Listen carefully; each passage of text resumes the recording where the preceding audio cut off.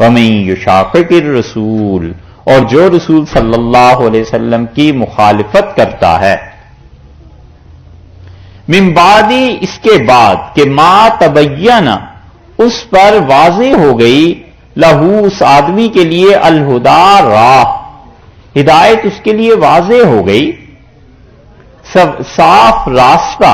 اللہ تک پہنچنے کا اس کے لیے واضح ہو گیا، اس کے باوجود وہ کیا کرتا ہے کہ وہ رسول اللہ صلی اللہ علیہ وسلم کی مخالفت کرتا ہے، وَيَتَّبِعْ، اور پیروی کرتا ہے، غیر سبیل المومنین، ایمان والوں کے راستے کے برعکس، ایمان والوں کا راستہ نہیں اپناتا بلکہ وہ کسی اور راستے پر چلتا ہے، نُوَلِّهِ، ہم اس کو پھیر دیں گے، ما، اس چیز کی طرف، تولا، جس طرف وہ پھرا، وہ جس راہ پر چلا اس کے حوالے ہم کر دیں گے، نُوَلِّهِ، ہم حوالے کر دیں گے، کہاں، ما تولا، جو راہ اس نے پکڑی، جو زندگی کا طریقہ اس نے بنایا، ہم اس کے حوالے کر دیں گے، وَنُصْلِهِ جہنم، اور ہم اس کا ٹھکانہ کریں گے جہنم کو، وَسَاءَتْ مَصِيرًا، اور بہت بری جگہ پر وہ پہنچا۔ یہ آیت کریمہ، اس پہ بہت کچھ مفسرین نے لکھا ہے اور حقیقتاً بڑی فکر کرنے کی بات ہے۔ سب سے پہلی بات یہ فرما دی کہ من یشاقق الرسول، اور جو رسول اللہ صلی اللہ علیہ وسلم کی مخالفت کرتا ہے، اسے پتا ہے کہ حضرت صلی اللہ علیہ وسلم نے یہ بات کہی ہے، اس کے باوجود ان کی مخالفت کرتا ہے۔ اس سے مراد الیاذ باللہ وہ فقہا نہیں لیے جا سکتے جو لوگ کتاب و سنت کی روشنی میں اجتہاد کرتے ہیں، کیونکہ وہ تو بیٹھے ہی اس لیے تھے کہ رسول اللہ صلی اللہ علیہ وسلم کی حدیث اور قرآن پاک میں جو چیزیں، جو احکامات ہیں، اس کو واضح کریں، اس لیے تھوڑے ہی بیٹھے تھے کہ قرآن و حدیث کی مخالفت کریں۔ اس لیے جن لوگوں نے اس آیت کو لے کے فقہ کا رد کیا ہے کہ جو مقلد ہوتے ہیں اور جو اتباع کرتے ہیں وہ رسول اللہ صلی اللہ علیہ وسلم کی مخالفت کرتے ہیں، بڑی زیادتی ان لوگوں نے کی ہے۔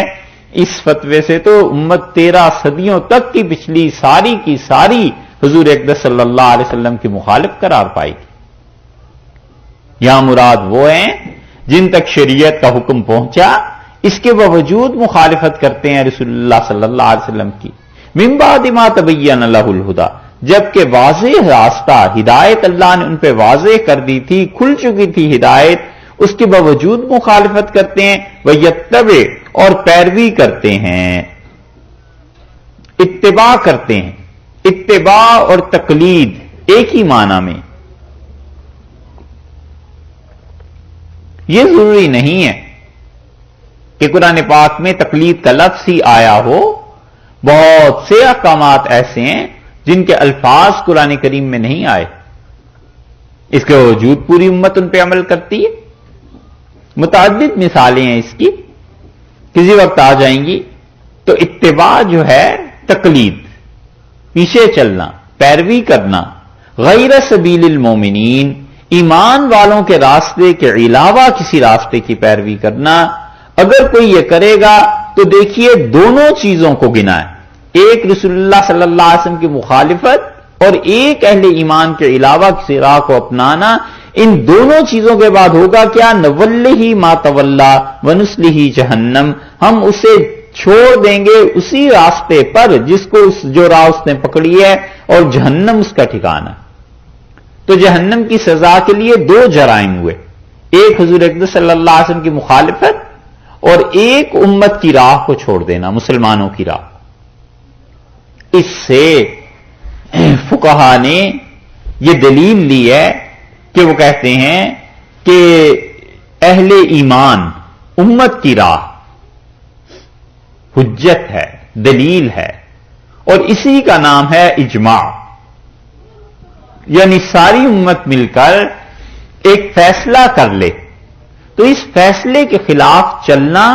اجماع کو باطل قرار دینا ہے، اور اجماع کو باطل قرار دینا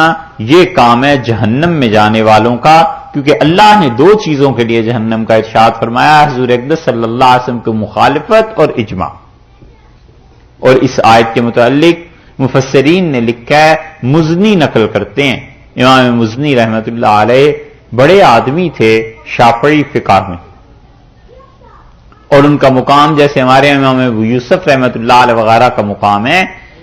اس مقام کے آدمی تھے۔ اور مزنی کہتے ہیں کہ امام شافعی رحمۃ اللہ علیہ بیٹھے ہوئے تھے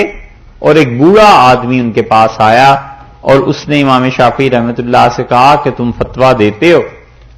تو انہوں نے کہا ہاں۔ تو اس نے کہا کس دلیل سے؟ تو انہوں نے کہا اللہ کی کتاب سے۔ ان کا اس میں نہ ملے تو انہوں نے کہا پھر رسول اللہ صلی اللہ علیہ وسلم کی سنت سے۔ ان کا اس میں بھی نہ ملے تو آپ نے فرمایا جس پہ مسلمانوں کا اجماع ہو جائے اس سے فتویٰ دیتا ہوں۔ اس نے کہا اس کی کیا دلیل ہے کہ اجماع جو ہے پوری امت کسی مسئلے پہ متفق ہو جائے تو وہ ٹھیک چیز ہوتی ہے، اس کے مطابق فتویٰ دینا چاہیے، خود اس کی دلیل کیا ہے؟ اور پھر اس نے کہا کہ اگر تمہارے پاس اس کی دلیل نہیں ہے تو خبردار جو آئندہ فتویٰ دیا تم اس کے اہل نہیں ہو، اور میں 3 دن بعد آؤں گا اور تم سے اس کی دلیل پوچھوں گا۔ مزنی رحمت اللہ علیہ کہتے تھے امام شافعی رحمت اللہ علیہ نے 3 دن تک بس نماز کے وقت وہ آتے تھے، باقی نہیں آتے تھے۔ تیسرے دن ظہر اور عصر کے درمیان وہ آئے اور بیٹھے اور وہ بوڑھا آدمی بھی آ گیا، اور امام شافعی رحمت اللہ علیہ نے یہ آیت پڑھی۔ انہوں نے کہا اللہ نے رسول اللہ صلی اللہ علیہ وسلم کی مخالفت کو برابر قرار دیا ہے اجماع امت کی مخالفت سے، اور یہ دلیل ہے کہ امت جس بات پہ متفق ہو جائے پوری امت گمراہی کا راہ اختیار نہیں کر سکتی، امت کا اجماع حجت ہے، دلیل ہے۔ تو اس نے کہا تم فتوے کے اہل ہو، اور چلا گیا۔ اور امام شافعی رحمت اللہ علیہ فرماتے تھے کہ میں نے قرآن پاک کو پڑھا اور دل جمتا نہیں تھا کسی چیز پہ کہ اجماع کیسے حجت ہے، دلیل ہے، اور فرماتے تھے میں نے صرف اس ایک مسئلے کے لیے 300 مرتبہ قرآن پڑھا، اور فرماتے تھے یہ آیت پتہ چلی کہ اللہ نے رسول اللہ صلی اللہ علیہ وسلم کی مخالفت اور امت کے اجماع دونوں کو ہم وزن قرار دیا ہے، اور اللہ نے اس پہ فرمایا کہ بنسلہ جہنم، اگر امت کے اجماع کو کوئی توڑے گا تو ہم اسے جہنم میں پھینک دیں گے۔ بہت سی چیزوں پر امت کا اجماع ہے، مثلا پوری امت اس بات پر متفق ہے کہ ناپاکی کے بعد غسل ہے، پوری امت اس بات پر متفق ہے کہ نماز میں جتنی رکعتیں ہیں کہ ظہر کی 2 رکعتیں، ظہر کی 4 رکعتیں اور فجر کی 2 رکعتیں پڑھی جائیں۔ اسی طرح علی ھذا القیاس رسول اللہ صلی اللہ علیہ وسلم نے اسی لیے فرمایا کہ ید اللہ علی الجماع، کہ اللہ تعالی کا ہاتھ ہے اس جماعت کے اوپر، یعنی صحابہ کرام رضی اللہ عنہم نے اس بات پر اجماع کر لیا ہے اللہ کا ہاتھ ہے اس کے اوپر۔ صحابہ کرام رضی اللہ عنہم جس بات پر متفق ہو گئے اس اجماع سے نکلنا گمراہی کی بات۔ ہم کہتے ہیں کہ حضرت ابوبکر رضی اللہ عنہ کی خلافت پر سارے صحابہ رضی اللہ عنہ متفق ہو گئے تھے، کوئی باہر نہیں رہا۔ اس اجماع کو توڑنا یہ گمراہ ہونے کی دلیل ہے۔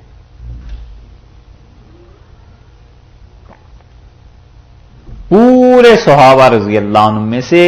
1.25 لاکھ 1.5 لاکھ آدمیوں میں 1 آدھ آدمی ایسے تھے بس جو حضرت ابوبکر رضی اللہ عنہ کی بیعت سے رک گئے،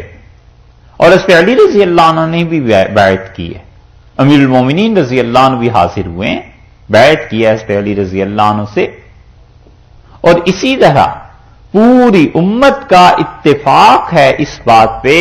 کہ سیدنا علی رضی اللہ عنہ اپنی تمام جنگوں میں حق پر تھے۔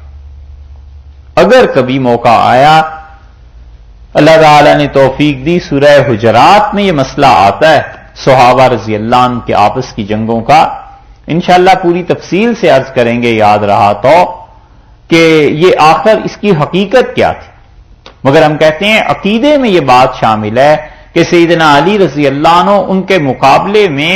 چاہے حضرت عائشہ اور حضرت طلحہ اور زبیر رضی اللہ عنہ اجمعین کوئی بھی ہو، حضرت علی رضی اللہ عنہ دوہرے حق پر تھے، وہ قہر حق پہ تھے، ان سب سے اجتہادی خطا ہوئی ہے، اور اجتہادی غلطی کل اس کی بات ہم کر چکے۔ یہ امت کا اجماع ہے، اس کو توڑنا گمراہی کی باتوں میں سے ایک بات ہے۔ کہ اب کوئی اٹھے اور ان 3 حضرات یا باقی صحابہ رضی اللہ عنہ کے متعلق کہے کہ وہ ٹھیک تھے اور اس پہ علی رضی اللہ عنہ غلط تھے، علیہ باللہ، یہ غلط بات ہے۔ لوگ حد سے بڑھ جاتے ہیں۔ کچھ لوگوں کو سیدنا علی رضی اللہ عنہ سے اتنی محبت ہو جاتی ہے کہ باقی سب کو ان کے مقابلے میں گمراہ قرار دیتے ہیں، اور کچھ کو باقی سے اتنی محبت ہو جاتی ہے کہ حضرت علی اور اہل بیت رضی اللہ عنہ کو گمراہ کہتے ہیں۔ یہ دونوں ہی چیزیں ٹھیک نہیں ہیں۔ ہر چیز کی ایک حد ہے، اور حد کے اندر رہتا ہوا یہ آدمی اچھا لگتا ہے۔ اس لیے اہل بیت، رسول اللہ صلی اللہ علیہ وسلم کا خاندان، ان کی عزت، ان کا احترام، وہ سب چیزیں، اور سیدنا علی رضی اللہ عنہ، ان کے زمانے میں کوئی آدمی ان جیسا نہیں تھا۔ اور امام احمد ابن حنبل رحمۃ اللہ علیہ کہتے تھے کہ حضرت علی رضی اللہ عنہ سے جن لوگوں کو نفرت تھی، حضرت علی رضی اللہ عنہ کا کوئی قصور نہیں تھا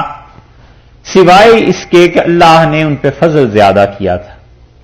تو صحابہ رضی اللہ عنہ کا دور جب گزر گیا نا، صحابہ کرام رضی اللہ عنہ میں تو ایک آدمی بھی ایسا نہیں تھا، ایک آدمی جسے کہتے ہیں نا ناٹ اے سنگل پرسن، وہ چیز۔ اور ان کے بعد جو لوگ آئے ہیں، بہت سے لوگوں کو حضرت علی رضی اللہ عنہ سے محض حسد تھا اور کچھ نہیں تھا۔ تو محسود تھے علی رضی اللہ عنہ، تو وہ تو اللہ کے فضل کی دلیل ہے کہ لوگ ان سے جلتے تھے۔ تو امام احمد ابن حنبل رحمۃ اللہ علیہ کہتے تھے کہ امیر المومنین علی رضی اللہ عنہ کے معائب بعد میں آنے والوں نے دیکھنے کی کوشش کی کہ اس شخص میں کیا کیا برائی ہے۔ جب کوئی برائی نہیں نظر آئی تو جھک ماری انہوں نے، اور حضرت علی رضی اللہ عنہ کے مقابلے میں جو تھے حضرت معاویہ رضی اللہ عنہ، ان کو بڑھانا شروع کر دیا۔ حضرت معاویہ رضی اللہ عنہ کو حضرت علی رضی اللہ عنہ پہ ترجیح دینا یہ گمراہی کی بات ہے۔ سیدنا معاویہ رضی اللہ عنہ یقیناً صحابی تھے اور حضور اقدس صلی اللہ علیہ وسلم کے ساتھ رہے بھی ہیں، ان کے مناقب، ان کے فضائل، اس سے انکار نہیں، لیکن حضرت معاویہ رضی اللہ عنہ کو حضرت علی رضی اللہ عنہ کے مقابلے میں لانا یہ بھی ایسے ہی گمراہی ہے جیسے حضرت علی رضی اللہ عنہ کو حضرت ابوبکر رضی اللہ عنہ کے مقابلے میں لے کے آنا۔ یہ سب گمراہی کی چیزیں ہیں، حد سے نکلے ہوئے ہیں۔ اہل سنت والجماعت کے ہاں یہ خاص چیز ہے اعتدال، کہ وہ کہتے ہیں سب کو ان کا حق دو، سب لوگوں کی احترام اور عزت کرو، اور جو مسئلے کی بات ہے صاف اور واضح لفظوں میں کہو تاکہ کوئی شبہ نہ رہے۔ اس لیے اللہ تعالی نے یہاں پر اجماع کو حجت قرار دیا۔ تو جن جن مسائل پر اجماع ہے امت کا، اس اجماع کو توڑنا گمراہی کی باتیں ہیں، اور یہ اصول بہت آگے تک چلا جاتا ہے، الا یہ کہ کوئی آدمی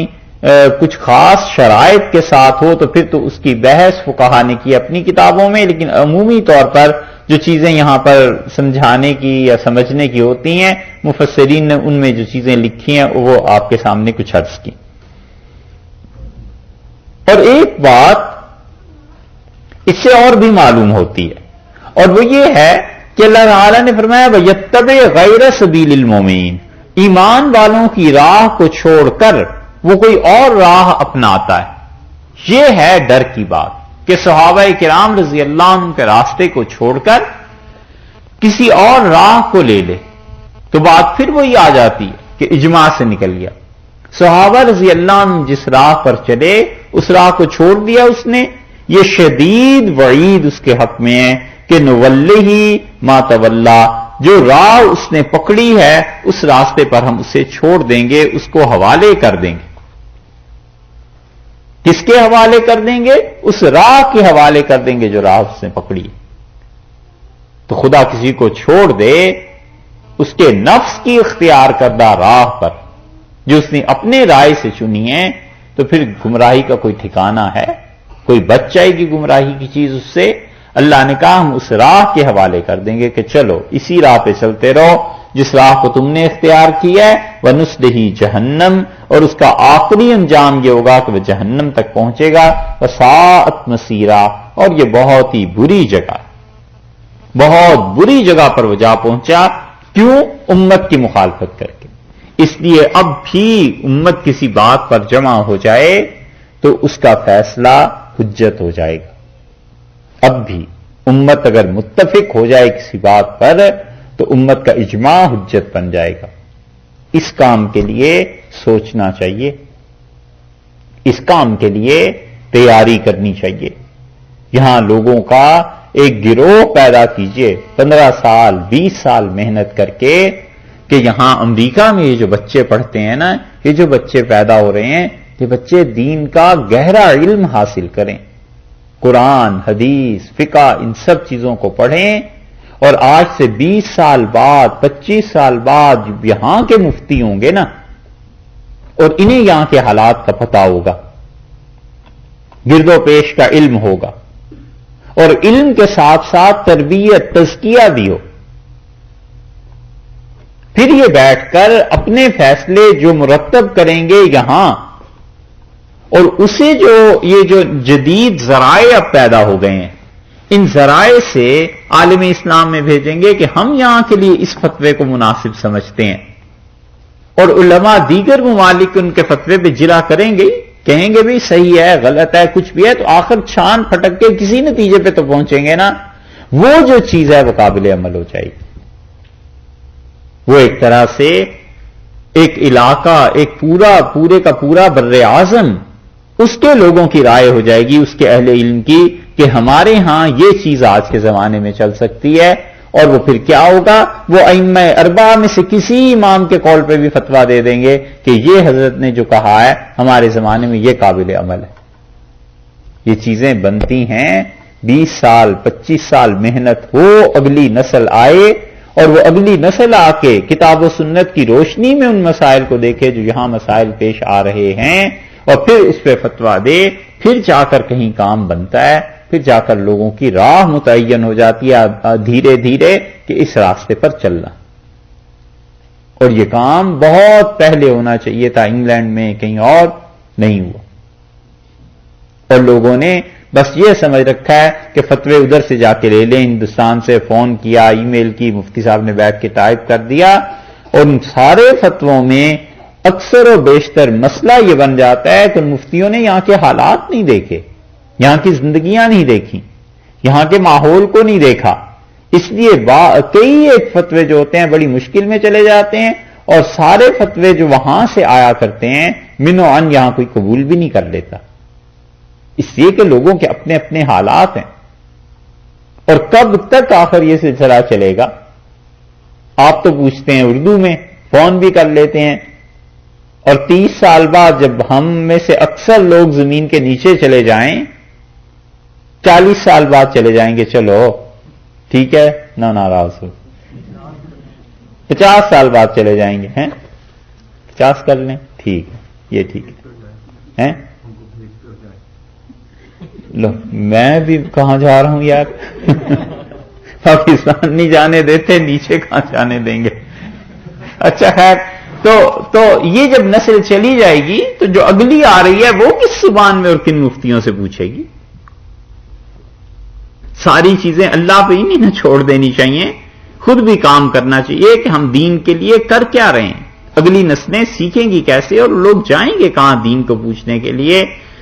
اگر لوگ خود کام نہیں کریں گے تو اللہ تعالیٰ ان کے لیے کوئی وحی اب نازل نہیں کرے گا. یہ کام کرنے کا ہے، دین کو بچانے کا ہے. مدارس، مساجد، علماء، مفتی، یہ جتنے حضرات ہیں قبل اس کے کہ دنیا سے ناپید ہو جائیں، ان کے علم سے اب فائدہ اٹھانا چاہیے. ایک نسل تیار ہو گئی اور وہ سارے لوگ آئندہ کے لیے فتوے دیں گے. ایک اس کی مثال آپ کو دیں، ملک بینک قائم ہو رہے ہیں نا یورپ میں، کہ بچوں کو دودھ پلایا جائے، خواتین کا دودھ ایک جگہ جمع کر لیا جائے، اور ماں کا دودھ چونکہ سب سے اچھی غذا ہے اس لیے بچوں کو پلایا جائے. تو یہ فتویٰ پورے عالم اسلام میں آیا، مصر میں بھی بھیجا انہوں نے، عراق، شام، ہر جگہ کے مفتیوں نے، اور یہ مسئلہ زیر بحث آیا وہاں جدہ میں. انہوں نے جو فقہ اکیڈمی قائم کی ہوئی ہے، پورے عالم اسلام کے چوٹی کے لوگ اس میں شامل ہیں، بڑے بڑے اچھے اسکالرز جن کا نام ہے، وہ سب وہاں جمع ہوتے ہیں سال میں ایک بار 2 بار، اور وہ مسائل پر بحث کرتے ہیں. وہاں جب پیش کیا گیا تو اس کے ایک رکن تھے حضرت مولانا سید ابو الحسن علی ندوی رحمۃ اللہ علیہ بھی، تو حضرت نے اس کے پہ فتویٰ وہ لے کے جو گئے ہندوستان سے، تو حضرت نے کہا ہم اسے جائز نہیں سمجھتے، نسب میں فرق پڑ جائے گا۔ خون کو ہم جائز کہتے ہیں کہ وہ ٹرانسفر کیا جا سکتا ہے، دودھ کو اس لیے نہیں کہتے کہ نسب میں فرق پڑ جائے گا، کس بچے نے کس عورت کا دودھ پیا ہے اس کی ماں بن جائے گی، آگے رشتوں پہ اثر پڑ جائے گا، ہم اسے جائز نہیں کہتے۔ تو سارے مفتیوں نے وہاں لکھا کہ یہ چیز جائز نہیں، ایک اجماعی مسئلہ ہو گیا گویا امت کا، کسی نے اس سے اختلاف نہیں نہ کیا۔ تو اب معلوم ہوا کہ ملک بینک وغیرہ ان کا قیام مسلمان ممالک میں درست نہیں ہے کہ ان ممالک میں یہ قائم نہ کیے جائیں، بلکہ حضرات انہوں نے تو کہا پوری دنیا میں ہی قائم نہ کیے جائیں، یہ بڑی خطرناک چیز ہے دین اور شریعت کے اعتبار سے۔ اس طرح کی چیزیں بن جاتی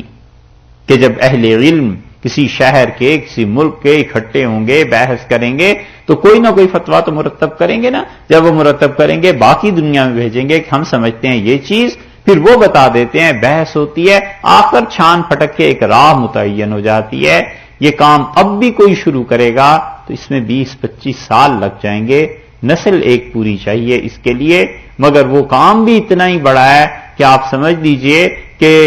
قیامت تک جتنے عرصے تک وہ لوگ کام کرتے رہیں گے، اللہ کے ہاں ان لوگوں کا اجر ہوگا جن لوگوں نے یہ کام شروع کیا۔ اوپر ابھی آپ نے پڑھا الا من امر بصدقۃ من یفعل ذلک، جو اس کام کو کرتا ہے، جو کہتا ہے، خدا نے کہا ہے سب کا اجر ہمارے ذمے ہے، ہم دیں گے انہیں اجر۔ آپ